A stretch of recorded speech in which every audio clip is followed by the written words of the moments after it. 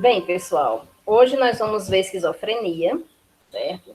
A esquizofrenia é uma patologia que ela agrava muito a vida do paciente, tá?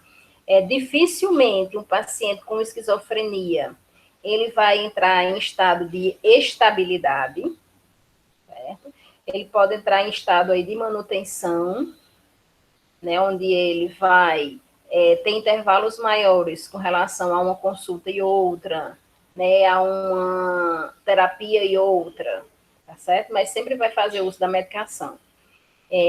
Para a população em geral, a esquizofrenia o paciente com esquizofrenia é aquele paciente que a sociedade considera como louco mesmo, tá? Como doido mesmo, devido à questão da presença das alucinações, tá? Esquizofrenia tem sempre presença de alucinações. Então, para o senso comum, né, para o coletivo, é o transtorno que eles consideram realmente o paciente louco, doido, como o senso comum chama, tá? Historicamente, a esquizofrenia antes ela não tinha esse nome, tá? Ela era chamada de doença da psicose, certo? Ou doença psicossomática, tá? Sempre lembrando para vocês aquela relação, né, de psicose com alucinações, tá? Então, depois se passou a ser chamada de esquizofrenia, mas se vocês pegarem algum histórico aí de esquizofrenia, antes não era reconhecido como esquizofrenia, era realmente doença da psicose devido à presença das alucinações. Tá? Alucinações e delírios estão sempre presentes aí no paciente com esquizofrenia. Então, nós temos que o termo esquizofrenia significa cisão das funções mentais, que vem do grego esquizo, divisão, cisão, e prenos, mente, tá? Então, é uma divisão da mente no sentido de que o paciente, ele vivencia as alucinações como uma coisa real para ele. Né? Nós já vimos nos conceitos básicos que alucinações são reais para o paciente. Né? Muitas vezes a realidade com relação às alucinações são até mais fortes do que com quem esse paciente esteja convivendo. Tá? Então, veja que nós temos muitos pacientes que eles vivenciam somente esse mundo da doença, esse mundo das alucinações, esse mundo das vozes, das visões, tá? E daí, mais na frente, nós vamos ver, né, que nas causas, a esquizofrenia, ela vem atingir muitas partes do cérebro, tá? Como a maioria dos transtornos, nós vimos a questão de ser mais atingido a região frontal do cérebro, né, devido aos neurotransmissores aí, né, nos demais transtornos mentais que nós vimos, mas a esquizofrenia, ela tende a atingir outras partes do cérebro, não somente a região frontal, tá? Então, a esquizofrenia é um distúrbio psíquico que afeta a consciência do próprio eu, as relações afetivas, a percepção e o pensamento, tá? Veja que é o próprio eu, onde esse paciente, muitas vezes, ele vai apresentar desrealização e despersonalização.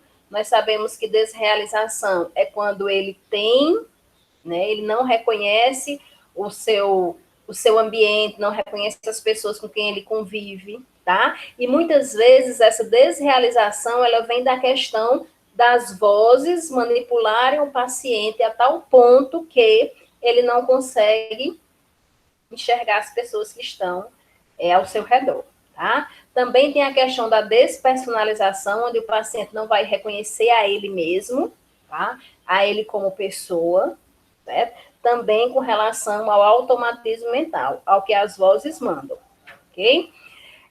Com relação à percepção e o pensamento, tá? Então, por que é que atinge a percepção? Porque o paciente, ele alucina, ele tem delírios, né? Como nós vimos, as alucinações mais frequentes também no paciente esquizofrênico são as alucinações auditivas e as alucinações visuais, tá? O pensamento desse paciente, ele é conflitante. Por que que ele é conflitante? Porque ele está escutando o que as vozes mandam, porque em alguns momentos que ele tem, ou alguns períodos que ele tem de consciência, e quando ele sente que os sintomas estão voltando, que as vozes estão voltando, muitas vezes ele reconhece esses pensamentos, reconhecem essas vozes, e daí é onde muitas vezes, né, eles pedem para se isolarem, para serem internados em hospitais psiquiátricos, porque eles sabem que eles vão escutar o que as vozes mandam, tá? O pensamento desse paciente, ele é muito abalado, ele é muito atingido. Por quê? Porque esse paciente, ele vai começar a apresentar fuga de ideias, tá? Ele vai apresentar, né, o roubo, tá? A intercepção das ideias, que para ele são todas provocadas pelas vozes que ele escuta. Então, pessoal, é conflitante, tá? É um conflito muito grande que esse paciente ele vai apresentar sempre, tá? Vocês podem, eu até falei que ia mandar para vocês, acho que eu nem mandei, né? É o diário de um esquizofrênico, tá? Se eu não mandar, me cobrem, certo? Mas vocês também podem achar no YouTube o diário de um esquizofrênico, tá? Porque vocês vão ver, certo? O quanto é conflitante a mente deles, tá? Então, por isso que é uma cisão, é uma divisão mental, porque é um mundo à parte que eles vivenciam, tá? E aí, pessoal, agora eu me lembro porque eu não mandei, porque nas últimas turmas que eu mandei, alguns, né, alunos ficaram dizendo que nem tiveram coragem de ver, tiveram medo. Não expõe nada, não, né? Realmente é ele conversando com a câmera, tá? Mas não sei por que alguns alunos falam em medo, né? Mas se um de vocês for aqueles medrosos, não assistam, tá? Então não vou nem colocar para vocês. Qualquer coisa vocês procuram no YouTube, tá? E quem quiser esquecer e quiser saber, me pergunta que eu digo. O diário de um esquizofrênico. Tá? Então lá vocês vão ver como é conflitante. Quem ainda não teve contato com nenhum esquizofrênico, vocês vão ver como lá é bem conflitante. Tá certo? A mente deles, o pensamento. Então, é um distúrbio mental grave, caracterizado por uma perda de contato com a realidade, né? Por isso a questão da consciência própria vai afetar a consciência própria, por isso a despersonalização, por isso a desrealização. Então, é a presença de psicoses, né? Alucinações, delírios, pensamento anormal e mudança de comportamento, tá? Não são todos os esquizofrênicos que apresentam agressividade, certo?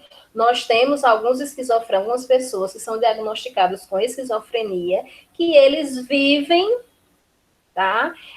No seu mundo, com as suas vozes, né? Com suas visões, com suas rotinas, tá?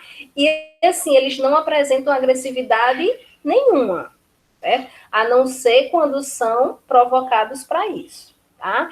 Em comparação, né, por outro lado, nós temos pacientes que realmente são bem agressivos devido a esse conflito mental, né, esse conflito do pensamento que eles vivenciam dia a dia. Então, aí nós temos a causa da esquizofrenia. Não existe uma causa única para desencadear esse transtorno.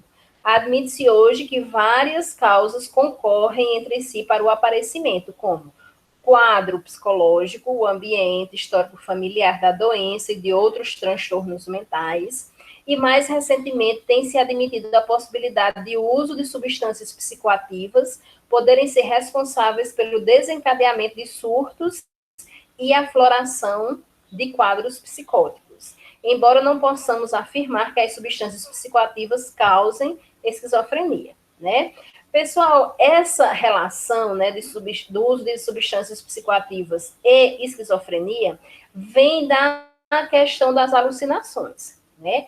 Pessoas que fazem uso de substâncias psicoativas, elas irão apresentar alucinações e delírios, tá?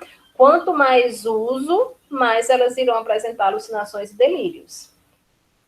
Assim, essa comparação aí com pacientes, aliás, a comparação não, a questão desse paciente vinha a desenvolver a esquizofrenia, né? Porque ele já está nas alucinações, então essas alucinações podem entrar na mente do paciente, da pessoa, e realmente se transformar como um transtorno mental, né? Como uma pessoa esquizofrênica.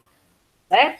As causas, vocês vejam aí que elas falam com relação aos determinantes que nós já estudamos, né? Questão física ou biológica, né? Que entra aí a história de doenças, né? De doenças da família, outras doenças que o paciente, né, já tem apresentado, tá? A questão ambiental, né? O que ele sofre, o que essa pessoa veio sofrendo, né? Até chegar a desenvolver a esquizofrenia, e também a questão psicológica aí, né? Questão da formação da personalidade, da estrutura psíquica com relação a determinadas situações que nós somos impostos, né? Que a gente enfrenta no nosso dia a dia, tá? Então, vejo que os determinantes, eles adentram nas causas aí da esquizofrenia, tá? E daí, pessoal, eu trouxe, né, esse slide para vocês, tá? Para que vocês vejam, né, coisa que a gente já comentou, que várias partes do cérebro de um paciente esquizofrênico são atingidos com relação à diminuição de fluxos de neurotransmissores, a questão também do não funcionamento em determinadas situações, tá? Como, por exemplo, né, nós temos aqui ó, o lobo occipital, que trabalha com a questão das imagens, né? Então, o que o paciente está vendo, tá? Ele está alucinando vendo uma pessoa, um vulto, né? Ele está vendo que aquela pessoa está falando dele, porque a voz está dizendo que essa pessoa está falando dele, tá? Entra aí o hipocampo com as alterações da aprendizagem, tá? A questão da mentira, que essas mentiras vêm das vozes, tá? A questão também no hipocampo o desequilíbrio com relação à memória, certo? Uma memória com traços mais curtos, ok? Aí vem o gânglio basal, né, responsável aí pelas informações sensoriais, pela questão dos nossos órgãos sensoriais. Então, o paciente ele pode apresentar alucinações táteis, né? A questão, isso aí, né? Essa questão do gânglio basal é o início aí das alucinações, tá? Onde nós sabemos que as alucinações ela atingem aí os 5 sentidos. Então, a questão aí das informações sensoriais, né? Que vem atingir e formar as alucinações visuais, as táteis, as auditivas, né? Gustativa e olfativa são mais raras também no paciente com esquizofrenia, certo? Então, nós temos aí o sistema auditivo, ele também é atingido, né, pelo esquizofrênico, quando ele vai realmente escutar as vozes. Nós temos a região frontal, como todos os demais transtornos que nós vimos, onde o paciente ele vai apresentar diminuição do fluxo aí dos neurotransmissores dopamina, noradrenalina, serotonina, que vai atrapalhar aí no comportamento desse paciente, tá? Por isso que nós, enquanto enfermagem, quando a gente observa um paciente esquizofrênico, nós observamos a questão do comportamento no sentido de hoje ele chegou calmo e depois, né, ficou agitado. Por que desse agitado? Tá? Hoje ele já chegou agitado. Por que disso? Daí a gente vai buscando os porquês para entender, né, se esse paciente realmente está entrando em crise, se ele está em crise, o que é que está incomodando, o que é que está fazendo com que essa crise seja bem mais recorrente, tá?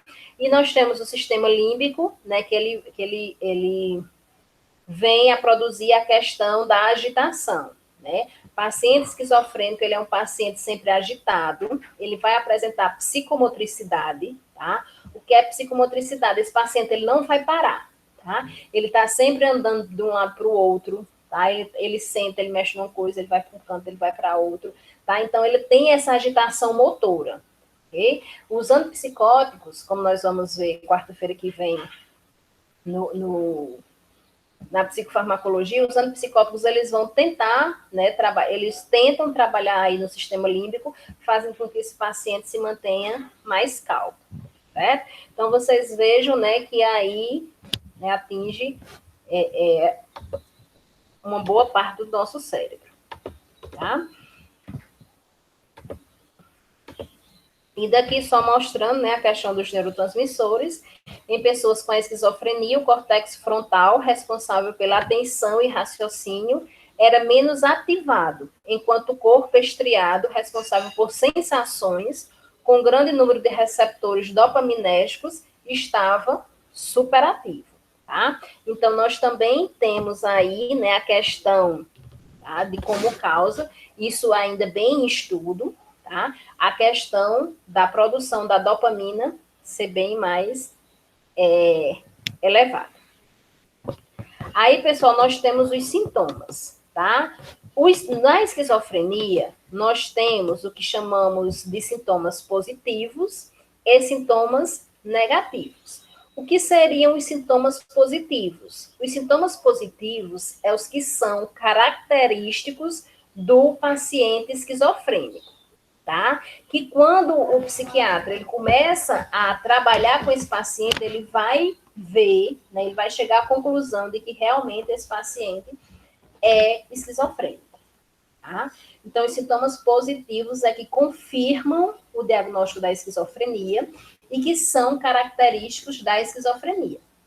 Delírios, alucinações, pensamento e curso desorganizados, por isso que o paciente vai apresentar muita fuga de ideia, tá? Vai relatar que muito do seu pensamento foi roubado, tá? A intercepção do pensamento aí, certo? Alterações visíveis de comportamento. Essa alteração visível é o paciente sempre agitado, o paciente ele sempre vai estar agitado. Ansiedade excessiva, impulsos ou agressividade constante na fase de crise, tá?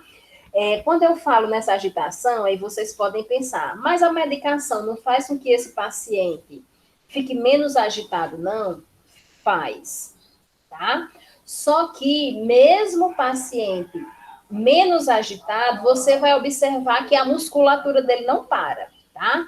Então, por exemplo, o paciente ele parou mais de andar de um lado para o outro porque está fazendo uso dos ansiolíticos. Só que quando a gente vê esse paciente sentado, ele está lá com as pernas, ó, tremendo, mexendo as pernas o tempo todo, certo? E nós temos os sintomas negativos. Esses sintomas negativos, eles são, né, podem fazer com que o psiquiatra, ele confunda a esquizofrenia com outros diagnósticos. Então, possa ser que se o paciente apresente mais sintomas negativos, então, muitas vezes o psiquiatra ele vai dando outros diagnósticos até se chegar à esquizofrenia, certo? Então, a frieza de emoções, a ausência de expressão, tá? A anedonia, que é a falta de prazer em realizar as coisas que ele já fazia, e a associabilidade, tá? A questão de muitas vezes ele se isolar, muitas vezes ele não querer conviver com a sociedade, certo? Até por alguns períodos de consciência que esse paciente vai apresentar, ele pode não querer estar na sociedade, ok? Aí nós temos os tipos de esquizofrenia, tá? Nós temos 5 tipos de esquizofrenia. O que vai diferir um do outro? A questão dos sintomas, tá? Então, a esquizofrenia paranoide, tá? O paciente ele vai apresentar delírios, muitas vezes esses delírios eles são de perseguição, tá? Eles criam certas paranoias com relação a determinados pensamentos, tá? Alucinações auditivas e comportamento violento, tá? Na esquizofrenia paranoide, eles têm melhores chances de reabilitação, ou seja, eles são os mais graves casos de esquizofrenia, é a paranoide, porque nesse aqui o paciente, ele vai sempre estar violento, tá? Nós temos o residual ocorre mais a presença de sintomas negativos, tá? Do que os sintomas positivos, certo? Por isso que algumas vezes o psiquiatra ele pode dar outras hipóteses diagnósticas e, por fim, né, com a presença frequente das alucinações, ele chegar a um tipo de esquizofrenia residual, certo? Mas o paciente ele não tem nenhuma expressão, ele tem uma face inexpressiva, ele não gosta de fazer coisas que antes ele gostava, tá? Devido aí a esse tipo de esquizofrenia. A presença maior, né, dos sintomas negativos. A hebefrênica, expressão e comportamento desorganizada, emoções diminuídas ou inadequadas, embotamento afetivo e poucas alucinações, tá? Muitas vezes a pessoa pode confundir o paranoide com o hebefrênico, né? Devido a esse comportamento, né, desorganizado aí, ok? E também porque o esquizofrênico, né, ele piora progressivamente, assim como o paranoide, né, ele piora, né, progressivamente, principalmente devido às agitações, tá? O que vai diferenciar um do outro é porque no paranoide as alucinações elas são bem mais demonstradas pelo paciente. Então, realmente, ele demonstra, ele fala que a voz está dizendo isso, ele fala que ele está vendo isso, ele fala que tem bichos andando no corpo dele, tá? No hebefrênico, o que ele cita sobre as alucinações já não são tão intensas, né? Já não são tão significativas. E daí nós temos a esquizofrenia catatônica, né? O catatônico, ele vem da questão da estrutura, né? Da estrutura no sentido da musculatura ficar muitas vezes parada, né? Como diz aqui, da imobilidade, certo? Adoção de posturas excêntricas, atividade motora excessiva e repetição de frases ou palavras sem sentido, tá? Que é o que a gente chama de neologismos. Os neologismos, eles são muito presentes no esquizofrênico catatônico, que é neologismo. Ele cria certas palavras, ele cria novas palavras para determinados objetos, tá?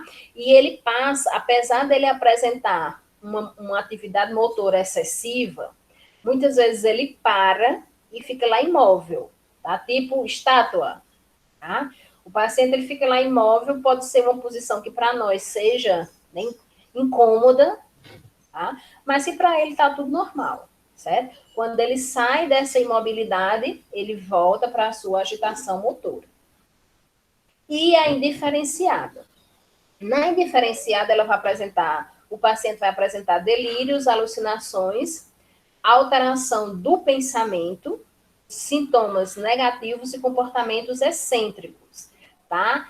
No caso, o comportamento deles será, quando ocorre a mudança de comportamento, é bem visível, tá? A gente não precisa nem observar muito o paciente, a gente anota quando ele chega que ele está com um comportamento diferente, certo? Esse indiferenciada, né, a gente, muitas vezes, o psiquiatra, ele dá um diagnóstico de esquizofrenia indiferenciada, devido a muitas vezes ele não está conseguindo diferenciar os outros tipos de esquizofrenia, certo? Então, ele dá indiferenciado no sentido de que o paciente ele vai apresentar um pouquinho de cada uma, certo? E daí vem a questão de ser o diagnóstico de indiferenciado. Ok? Com relação aos tipos. E daí nós vamos para o diagnóstico. Tá?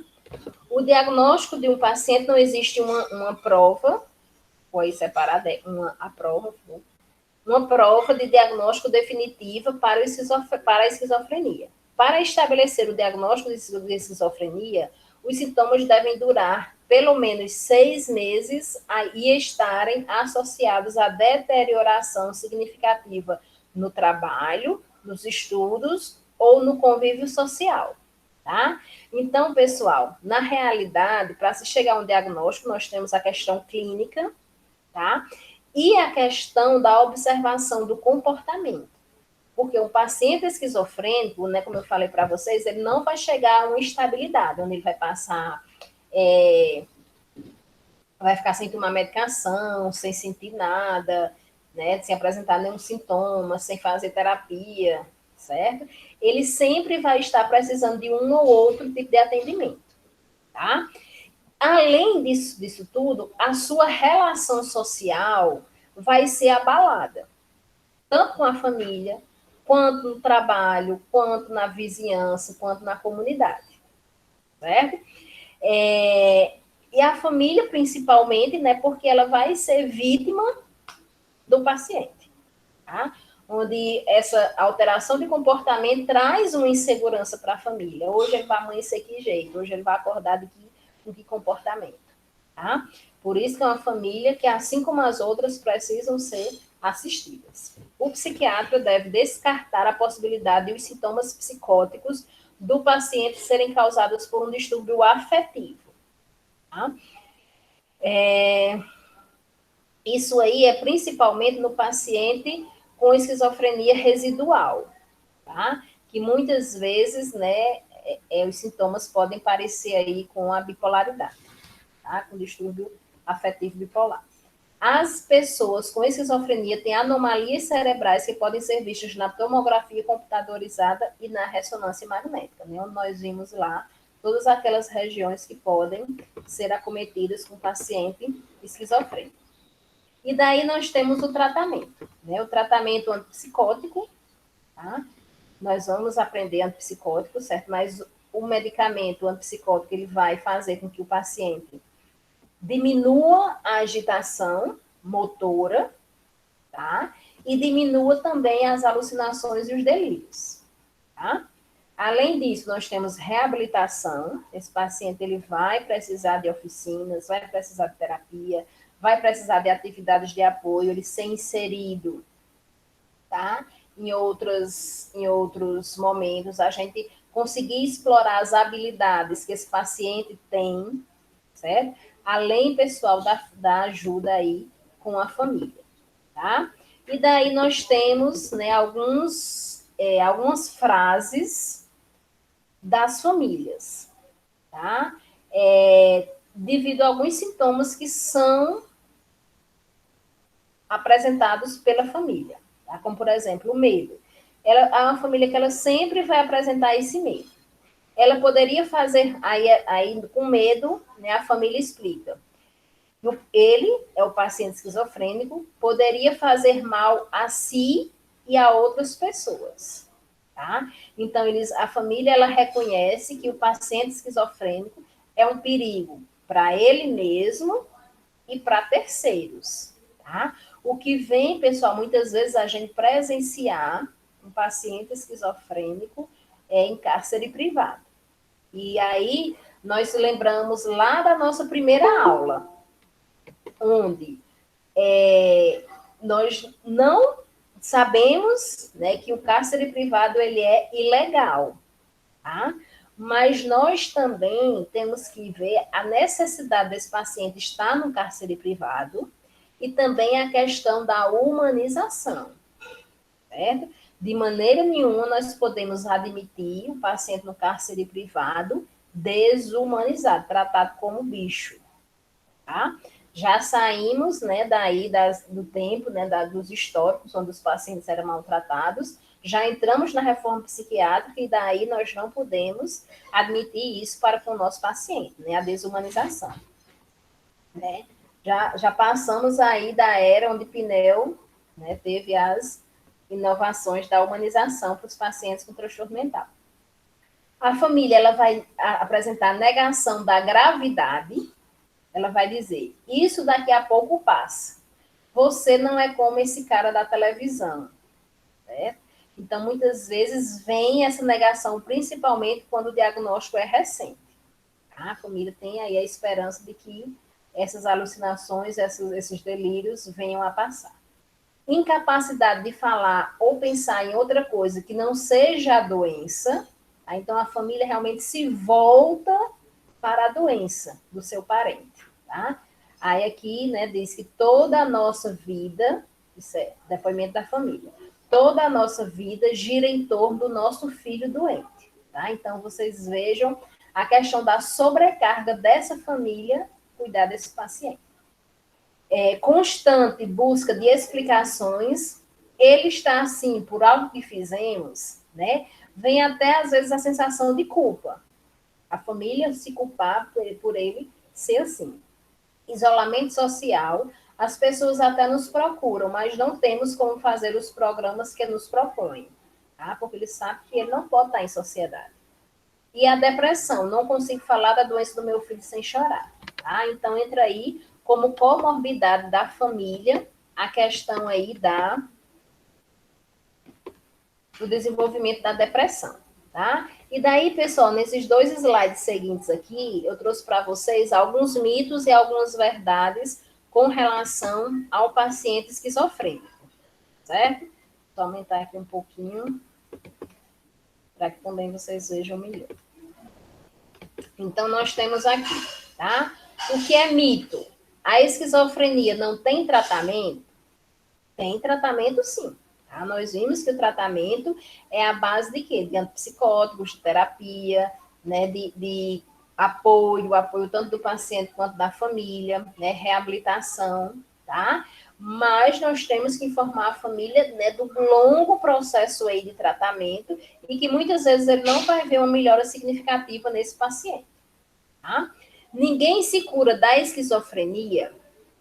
A esquizofrenia, ela varia, a gravidade da doença, ela pode variar de leve a grave, né? Na leve, pessoal, nós temos sim um paciente em estado de manutenção, tá? Não vamos ter, difícil, um caso entre 1000, né? Nós vamos ter um paciente com esquizofrenia em instabilidade, onde ele vai deixar de tomar medicação, onde ele vai deixar de fazer terapia, onde ele vai deixar de fazer tudo. Mas nós temos alguns pacientes que conseguem viver em estado de manutenção, tá? Fazendo uso das medicações, fazendo uso, indo para as consultas psicológicas de 2 em 2 meses, de 6 em 6 meses, tá? Podem entrar em estado de manutenção, tá? Logicamente, isso vai depender da frequência das alucinações, tá? Portadores de esquizofrenia são violentos e perigosos, tá? Nós vimos que nós temos alguns tipos, né, que eles apresentam essa agressividade, como no caso do paciente com esquizofrenia paranoide, tá? Só que nós temos outros pacientes que eles não apresentam essa violência, ok? Esquizofrenia é uma doença contagiosa? Sabemos que não, tá? Não se deve acreditar no portador de esquizofrenia. Na realidade, pessoal, não é a questão de não acreditar no paciente, mas é a questão de saber que esse paciente, ele apresenta alucinações, tá? Ele escuta vozes, ele vê pessoas, tá? Ele vive um mundo em paralelo aí, tá? Então, nós temos que entender que essa sintomatologia, né, faz parte da doença, ok? Pessoas com esquizofrenia são preguiçosas, tá? Não é nesse sentido que a gente deve pensar, tá? Nós devemos pensar na questão das alucinações, que são presentes no paciente esquizofrênico, tá? E são as alucinações que ditam, muitas vezes, o que esse paciente vai fazer ou não vai fazer. A esquizofrenia é uma fraqueza de caráter? Não, né?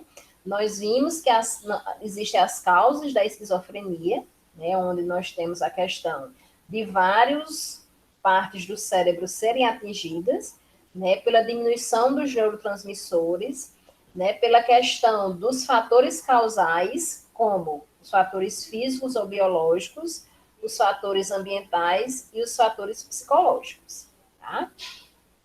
A pessoa com esquizofrenia não pode decidir sobre seu tratamento, tá? Na verdade, sozinho, nenhum paciente pode. Nenhum paciente com transtorno mental pode sozinho decidir sobre o seu tratamento, né? A não ser aqueles casos bem leves, onde nós já vimos que o paciente, ele controla muito bem a doença.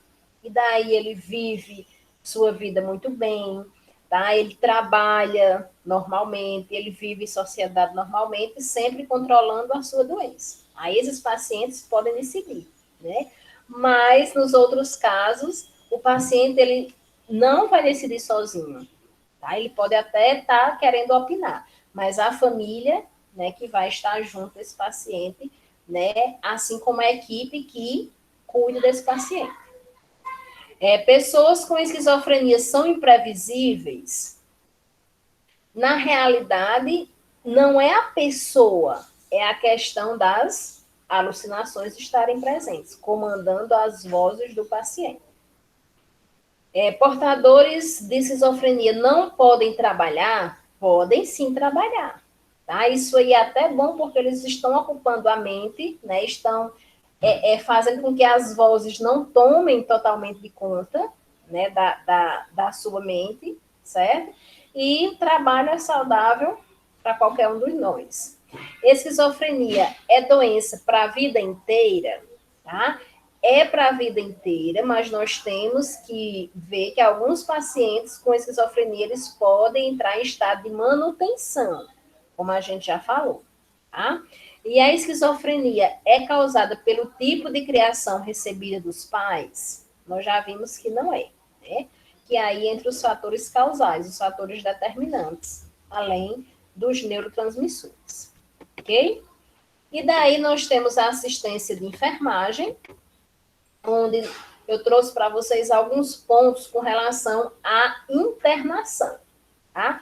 Por que com relação à internação? Se a gente só interna se for em último caso, porque justamente é isso que a gente pontua dentro da consulta de enfermagem, no sentido de que para internação, para se internar um paciente, que é em último caso, nós temos que já ter dado toda a atenção a esse paciente, né? Todo tipo de tratamento a esse paciente.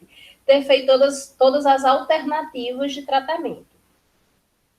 A questão do farmacológico, né? A questão das terapias, a questão das oficinas, dos apoios, tentar inserir esses pacientes em outras atividades, tá? Por último, a internação.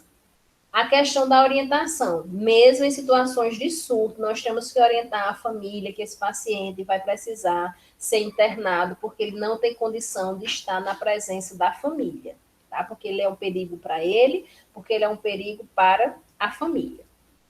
Temos que ver a questão dos riscos, né, dele ser realmente um perigo, e os efeitos e reações adversas à medicação. E daí, pessoal, nós temos a questão da impregnação, que é tão visível aí, né, que é tão presente no paciente esquizofrênico. Essa impregnação que nós vamos entender quando a gente pagar psicofarmacologia é a questão do uso do Aldol. O Aldol, ele é uma medicação que traz algumas reações adversas características, como a questão dos tremores nas mãos, tá? E no paciente internado, tá? Esses tremores, muitas vezes, eles tendem a aumentar devido a, muitas vezes, esse paciente não ter uma atenção dirigida, direta para ele. Certo? Então, esses pontos de cuidados de enfermagem, nós devemos ter nas internações para que esse paciente não venha a ter reações adversas ainda mais graves. Certo? Tranquilo, pessoal, com relação à esquizofrenia?